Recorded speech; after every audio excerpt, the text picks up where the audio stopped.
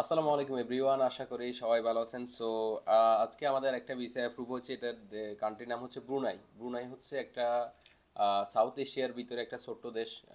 আপনারা যারা Thailand, Malaysia, Indonesia ট্যুরে যেতে চান, পাশাপাশি আপনি চাইলে এই ব্রুনাইয়ে ভিজিট করে আসতে পারেন। ব্রুনাইয়ের এটা এম্বাসি থেকে স্টাম্প করে ওরা ভিসা দেয়।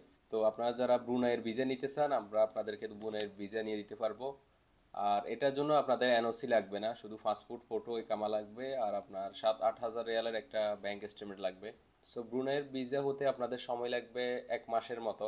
1 মাস লাগে না, ওরা ওরা আমাদের থেকে 1 মাস সময় নিয়ে রাখছে, তবে 7 দিন পরে ওরা কিন্তু ভিসা আমাদেরকে দিয়ে দিছে। তবে ওরা সময় নিয়ে 1 মাস সময় নিয়ে রাখে। এটা সেম তিউনিসিয়ার মতো, মানে ওরা পাসপোর্ট ডাইরেক্ট জমা নেয় না, প্রথমে আমরা ফাইল জমা করি ওদের ওখানে, তারপরে ভিসা অ্যাপ্রুভ হলে ওরা আমাদেরকে কল দেয়, এরপর আমরা পাসপোর্ট নিয়ে যেতে হয়। তো আপনারা যারা ব্রুনাইয়ের জন্য অ্যাপ্লাই করতে চান বা ব্রুনাইয়ের ভিসা নিতে চান, আপনারা আমাদের অফিসে যোগাযোগ করতে পারেন। পাশাপাশি আপনি আরও কয়েকটা দেশ ভিজিট করতে চাইলেও